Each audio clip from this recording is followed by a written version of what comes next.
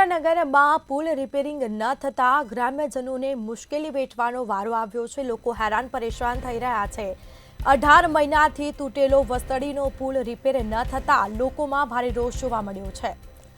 પુલનું નવીનીકરણ હાથ નહીં ધરાય તો ગ્રામ્યજનો આંદોલન કરશે તેવી ચીમકી ઉચ્ચારી।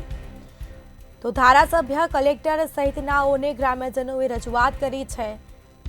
પુલ રિપેર ન થતા 30 થી વધુ ગામના લોકોને મુશ્કેલી વેઠવાનો વારો આવ્યો।